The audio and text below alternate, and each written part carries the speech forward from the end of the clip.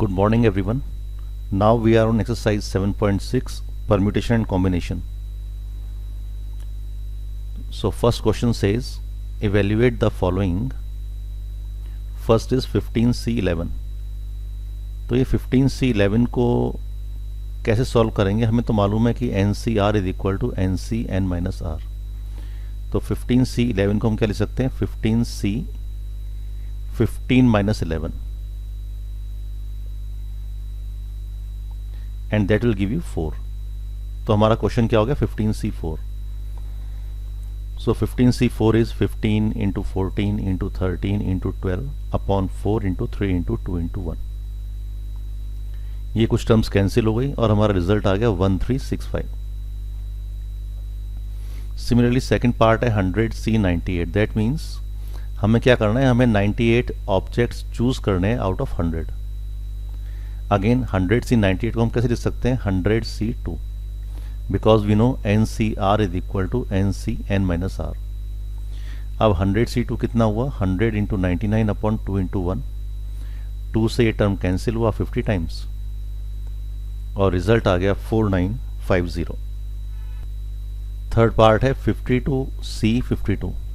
इसका मतलब हमारे पास कुछ ऑब्जेक्ट्स हैं और हमें उतने ही ऑब्जेक्ट्स चूज करने हैं. तो एक ही तरीका होता है, दैट इज 1. तो 52C फैक्टोरियल 52 को हम ये भी लिख सकते हैं 52 factorial upon 52 factorial and that is equal to 1. Question number 2, evaluate the following. First part है 2C0 plus 3C1 plus 4C2. तो ठीक है, 2C0 का वैल्यू निकाल लिया, that is equal to 1 because हमें पता है कि NC0 जो होता है that is equal to 1. Meaning कि वो क्या हुआ? Choosing no object out of n objects. कितने तरीके से हम ये करें कि हम कोई भी ऑब्जेक्ट चूज ना करें? एक ही तरीका है. सिमिलरली 3C1 का मतलब 3 हो गया और 4C2 का मतलब क्या हुआ? 4 इंटू 3 अपॉन 2 इंटू 1. 2 से ये कैंसिल हुआ 2 times. 6 plus 3 plus 1, the result is 10. Second part है 19C17 प्लस 19C18. तो फिर वही फॉर्मूला लगाया NCR is equal to NCN minus R. तो 19C17 कितना हो गया? It is equal to 19C2 और 19C2 कितना हुआ? 19 इंटू 18 अपॉन 2. सिमिलरली 19C18 का मतलब 19 हो गया. तो ये आ गया हमारे पास 19 कॉमन आ गया. 9 प्लस 1 अंदर ये ब्रैकेट में आया तो इसका मतलब 19 into 10 that is equal to 190. This is the answer. Question number 3 हमें दिया हुआ है if 35CN plus 7 is equal to 35C4N minus 2 find the value of N. तो हमें ये मालूम है कि अगर NCX is equal to NCY होता है तो क्या होता है? या तो X plus Y is equal to N, right, या X is equal to Y.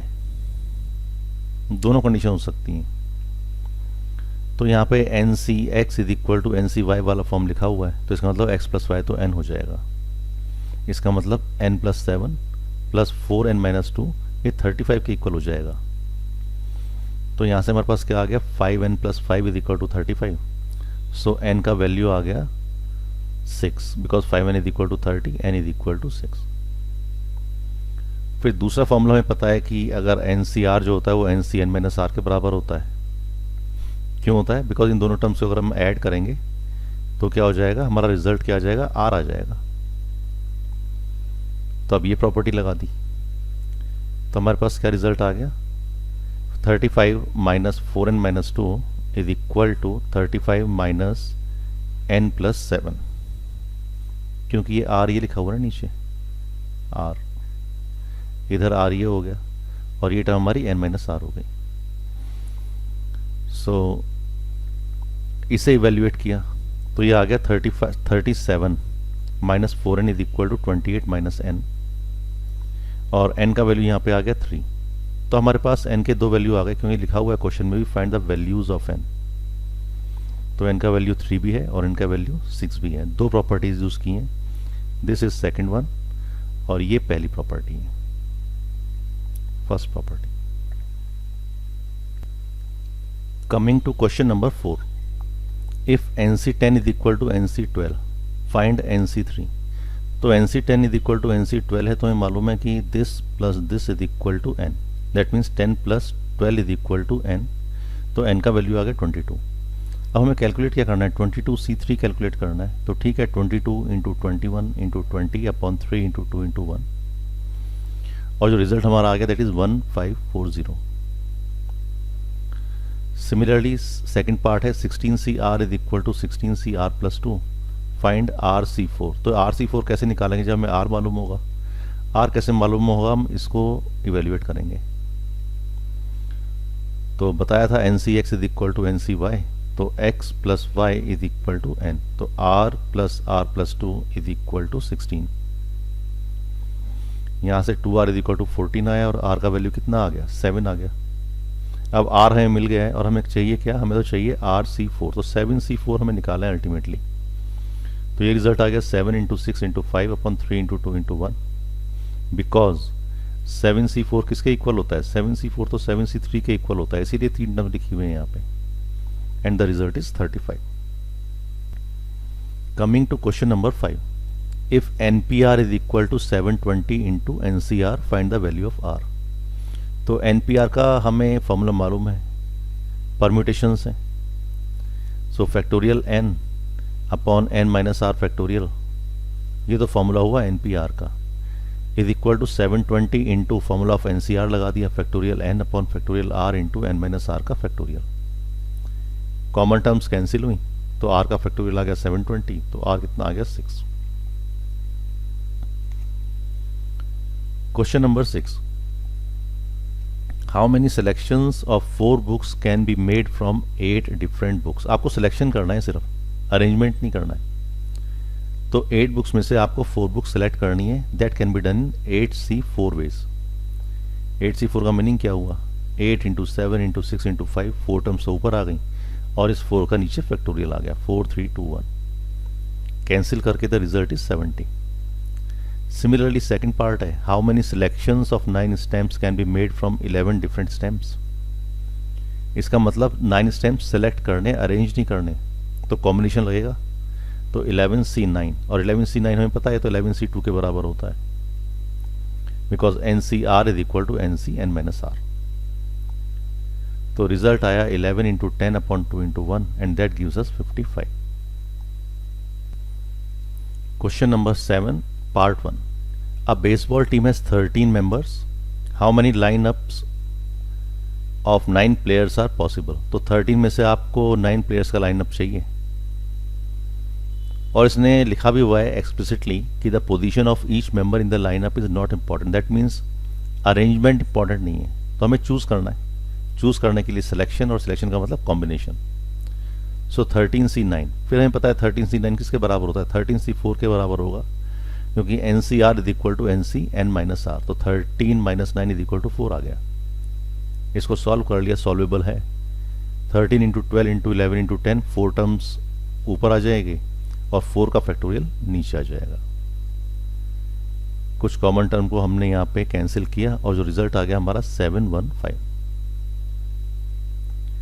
Question number second part इसका इंटरेस्टिंग है। 12 persons meet in a room and shake hand with each other, find the number of handshakes.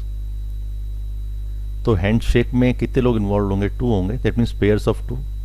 किस में से बनाने हैं, 12 में से बनाने, तो कितने पेयर्स बनेंगे, 12C2। तो 12 into 11 upon 2 into 1, the result is 66। तो नंबर ऑफ हैंडशेक्स कितने हो गए, 66। ये अच्छा क्वेश्चन है, every time, maximum time it is asked. Question number 8, first part, in how many ways can a student choose a program of 5 courses if 9 courses are available and 2 courses are compulsory for every student.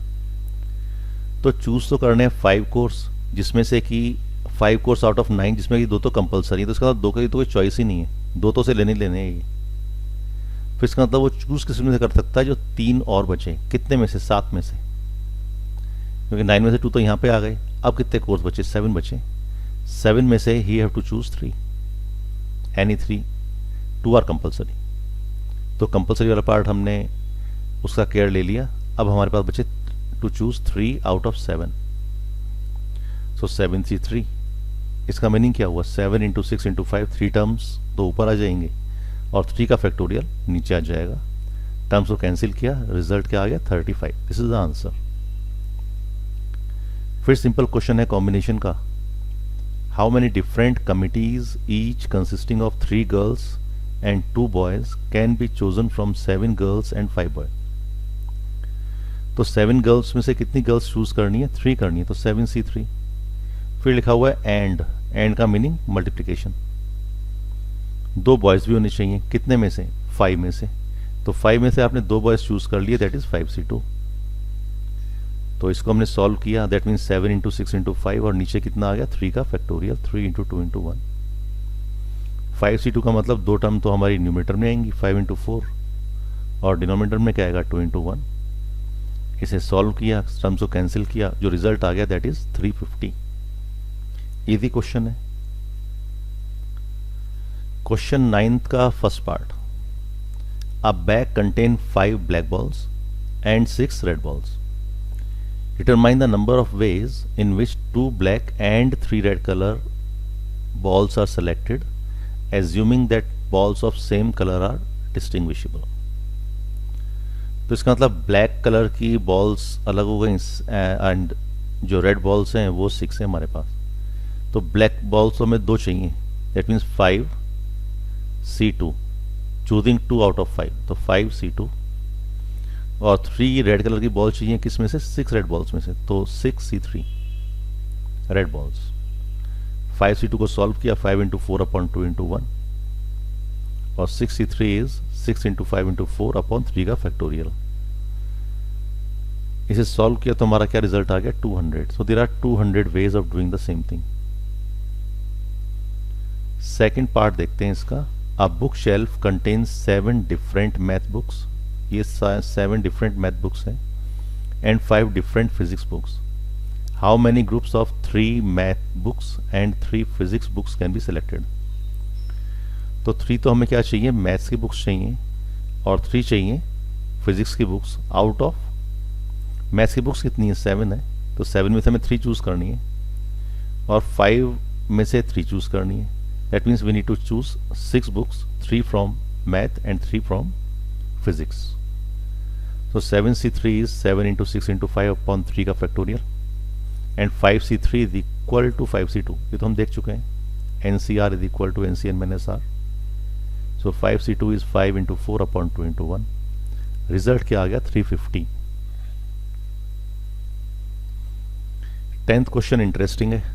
What is the number of ways of choosing 2 red cards from a pack of 52 cards?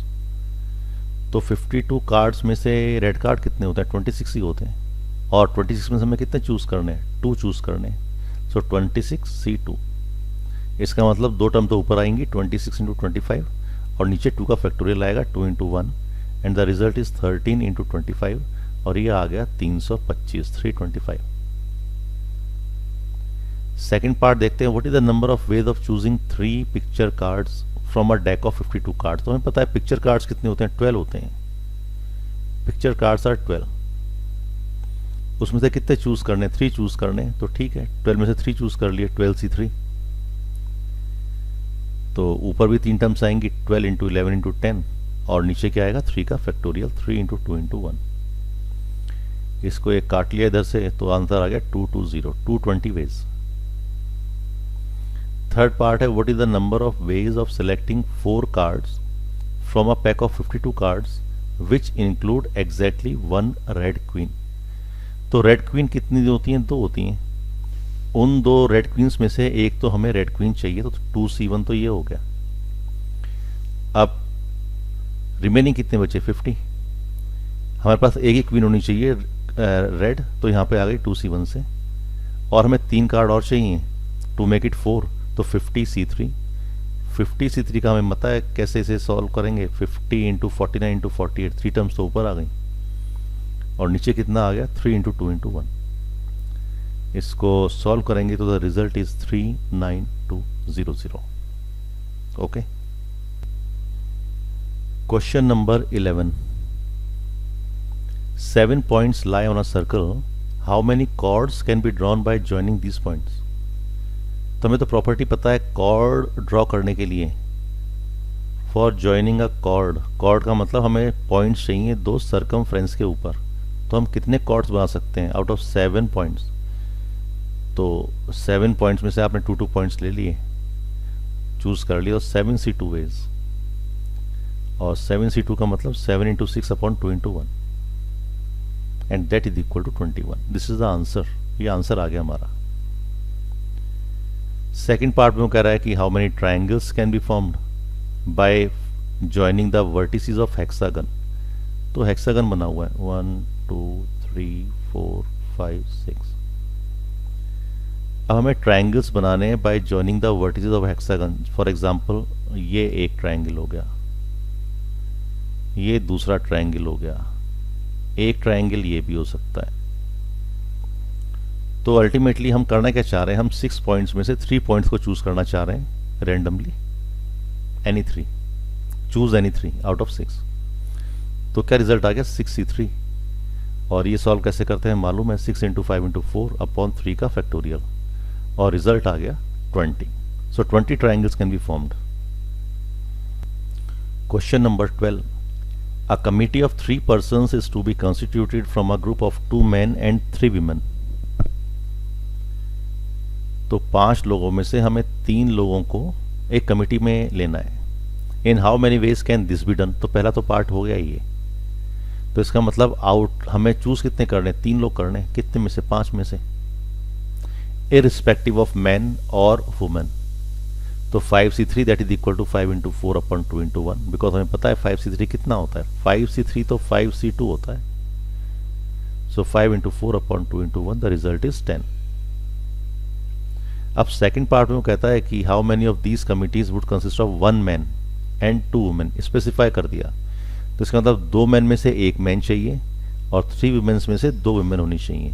So 2c1 into 3c2, 2c1 is equal to 2 and 3c2 का मतलब कितना हुआ 3c1, and 3c1 is equal to 3, 2 into 3 is equal to 6।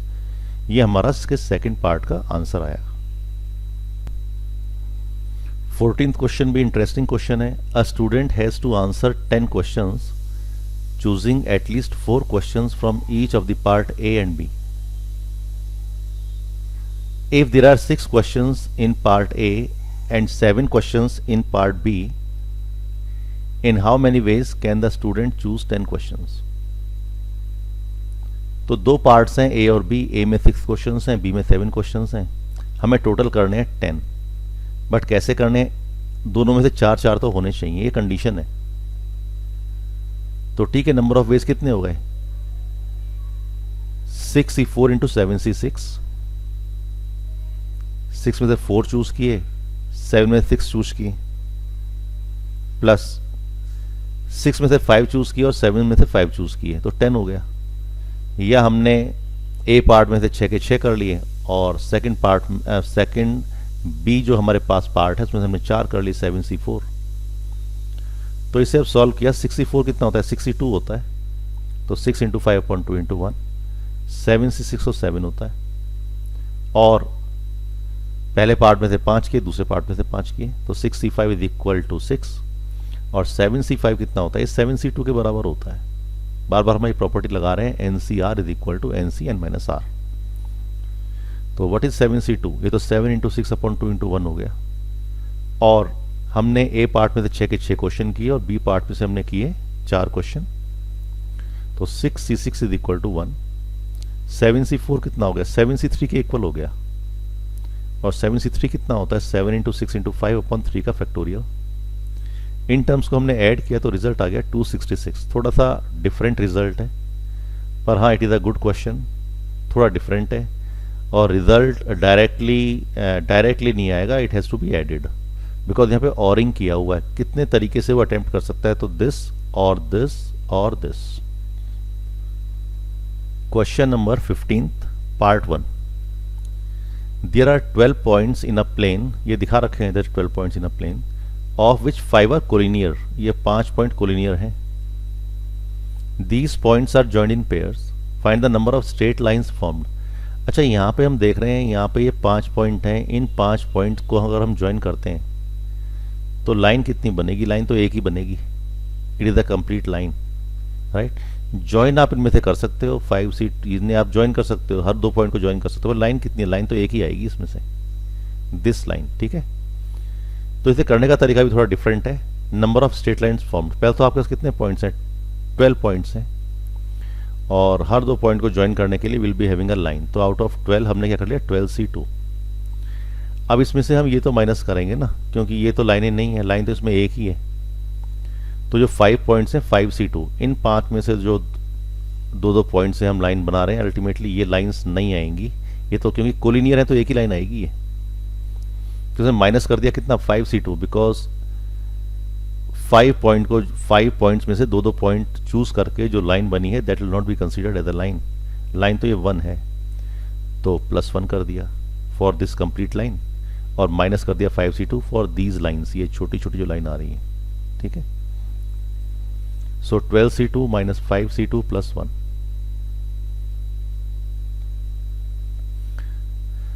देखो यहाँ पे देख लो, अगर हमने इसे ऊपर जो है ये पॉइंट्स हमने ले लिए, मान लिया ये पॉइंट है 12th, नीचे ये सब कुछ सेम है, इट इज़ लाइक दिस, और ये पॉइंट है 6th, लाइक दिस, ठीक है। 6 से मैंने 5 को भी ज्वाइन कर लिया। अब मैं 12 से और 5 के बीच में क्या करूँगा? अगर मुझे ज्वाइन करना है तो एक ही लाइन तो आएगी, अगर इससे इस पॉइंट को ज्वाइन करना है तो एक ही लाइन आएगी। ऐसा नहीं हो सकता कि मैंने यहाँ से पॉइंट 2 को ज्वाइन किया और फिर मैं यहाँ पे ज्वाइन कर दूँ। अगर मैं यहाँ पे ज्वाइन करता हूँ फिर भी एक ही लाइन बनेगी। तो हम एक ही लाइन की बात कर रहे हैं, ultimately we'll be having 1 line. तो हमने वही किया कि ये तो सब एक ही लाइन है, चाहे ये आए चाहे ये आए, इट विल बी 1 लाइन। तो 12C2 माइनस 5C2 +1, राइट। तो जनरल लॉजिकल तरीका इसका यही होता है कि हम इसको एक लाइन कंसीडर करें। तो हमने इससे जो लाइंस बन रही हैं 5C2 उसे माइनस किया, और जो भी लाइन आएगी it will be a line, because ये सारे पॉइंट्स किसमें? ये सारे पॉइंट्स ना कोलिनियर हैं, ये एक ही लाइन में आ रहे हैं। So the result is 66 minus 10 +1 that is equal to 57। और ये हम क्लास में डिस्कस भी कर चुके हैं। तो थोड़ा डिफरेंट क्वेश्चन है, इसे आप इंपॉर्टेंट लिख सकते हैं, और ऐसे क्वेश्चंस 2-3 आप खुद ट्राई कर सकते हैं। फिर सेकंड पार्ट आ गया, how many diagonals are there in a polygon with n sides. तो इसका एग्जांपल लिया हुआ है यहाँ पे कि अगर मेरे पास 4 साइडेड पॉलीगन है, क्वाड्रिलेटरल है, तो यहाँ पे आप देखें हमारे पास डायगोनल कितने? 2 है ना, नंबर ऑफ साइड तो 4 है। सो डायगोनल्स निकालने का तरीका कितना है? 4C2, हर 2 पॉइंट को जोड़ने वाला पॉइंट हमने कह दिया ये हमारे पास डायगोनल्स होंगे। डायगोनल क्या करता है? 2 पॉइंट्स को ज्वाइन करता है। बट हम जब हमने सारे पॉइंट्स निकाल लिए, उसमें से क्या हुआ, हम ये 4 साइड तो माइनस करेंगे, तो साइड से डायगोनल नहीं है, 1 2 3 4। तो अगर n साइडेड पॉलीगन है तो उसमें से हम n माइनस कर देंगे, तो result is nC2 minus n। तो ये दिखा रखा है नंबर ऑफ डायगोनल्स कितने होंगे? nC2 minus n। ये एग्जाम्पल दिखा रखा है कि अगर हमारे पास क्वाड्रिलेटरल है तो इसमें हमारे पास 2 डायगोनल होंगे। So on the basis of this we can say the number of diagonals in a polygon with n sides is equal to nC2 minus n। Question ये भी अच्छा है, question number 16, how many words can be formed out of 5 different consonants and 4 different vowels if each word is to contain 3 consonants and 2 vowels. तो 5 consonants में से we have to choose 3, तो 5 में से हमने 3 चूज कर लिए। 4 वॉवल्स में से हमने क्या चूज कर लिया? 2 वॉवल्स चूज कर लिए। जब हमने इन्हें चूज कर लिया that means we have chosen 5 elements. तो आपने ये 5 चूज कर लिए, 1 2 3 4 5। चूज करने के बाद इन्हें अरेंज भी तो करना है। अरेंज हम कितने तरीके से कर सकते हैं? 5 ऑब्जेक्ट्स हैं, फैक्टोरियल 5 तरीके से कर सकते हैं। सो इनटू फैक्टोरियल 5, इसे सॉल्व किया, रिजल्ट कितना आ गया? 7200। इसी बेसिस पे क्वेश्चन नंबर 17 भी है, how many words with or without meaning each consisting of 3 vowels and 2 consonants can be formed from the letters of the word involute। तो हमें पहले देखना पड़ेगा जो involute दिया हुआ है इसमें कितने vowels हैं। सो E I O U 4 तो vowel हो गए, और consonants कितने? 4 consonants हैं, N V L T। हमें vowels कितने चाहिए? 4 चाहिए, तो out of 4 we will be choosing 3, तो 4C3। एंड लिखा हुआ है, मल्टीप्लिकेशन आ गया, 2 कंसोनेंट्स आउट ऑफ 4, तो 4c2, तो 4c3 इंटू 4c2। अब हमारे पास 5 एलिमेंट आ गए, उन पांचों एलिमेंट को हम अरेंज भी तो कर सकते हैं। That can be done in 5 factorial veg. So answer is 4c3 तो 4 होता है, 4c2 6 होता है, और 5 फैक्टोरियल होता है 120। तो रिजल्ट कितना आ गया 2880। क्वेश्चन नंबर 18 इंपॉर्टेंट क्वेश्चन है, इंटरेस्टिंग क्वेश्चन है, थोड़ा इसे टाइम लेके समझें।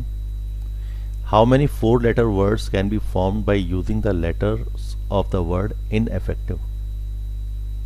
अब पहले हमने देख लिया कितने ये रिपीट हो रहे हैं, तो हमने लिख दिया I is repeated 2 times, E is repeated 3 times, F 2 बार रिपीट हो रहा है, एन सी टी वी ये एक बार भी रिपीट नहीं हो रहे।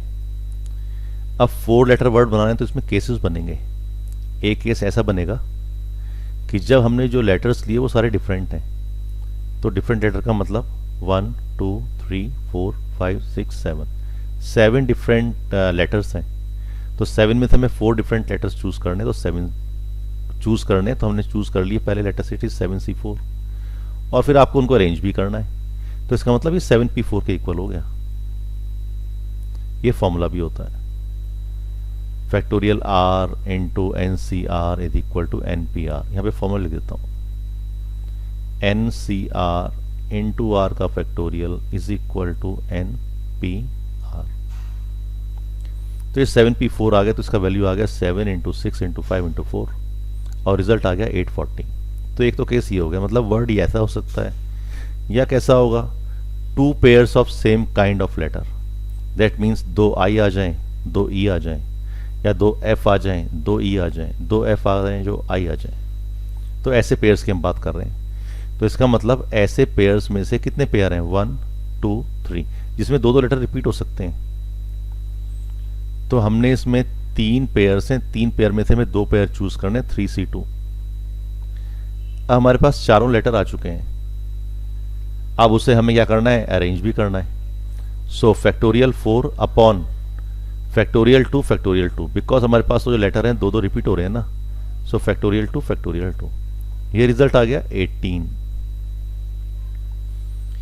केस ये भी हो सकता है, थर्ड केस हमें ले लिया कि 3 लेटर तो एक तरीके के हों, इसमें दिखाई दे रहे हैं, हमने इसलिए केस बनाया, और एक लेटर कोई और हो, तो 3 ऑफ 1 काइंड, तो दैट मीन्स तो एक ही तरीका है, 1c1 एक ही है, 3c3 लिखोगे आप यहाँ पे, इट इज 3c3, राइट, ये तो 1c1 हो गया, इनटू 6c1, जो 6 बचे हमारे पास उनमें से एक ले लेंगे हम कोई भी, 1 2 3 4 5 6, ये 6 डिफरेंट में से हम एक कोई ले लेंगे वर्ड, तो हमारे पास 3 तो यहां से आ गए और एक इधर से आ गया, ठीक है।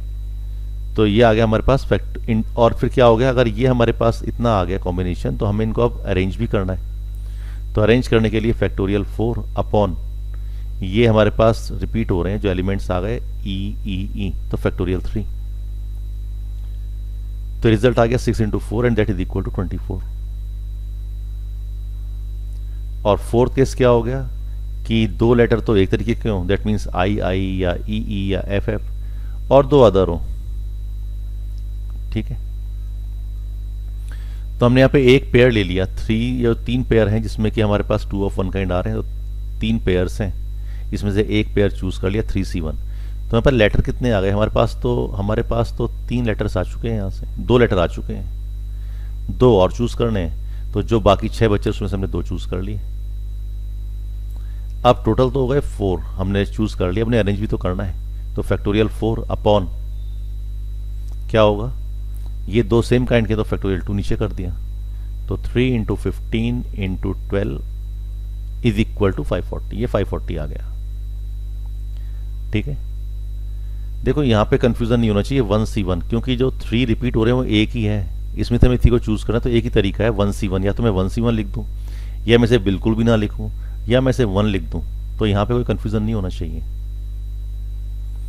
तो अब हमने इन चारों को ऐड कर लिया, that means case can be either case 1 और केस 2 और केस 3 और केस 4, तो ये चारों चीजें ऐड होंगी। तो जब हमने ऐड किया तो हमारे पास रिजल्ट आ गया 1422, तो 1422 वेज हैं for the same. So this finishes exercise 7.6. So thank you very much for watching and kindly subscribe.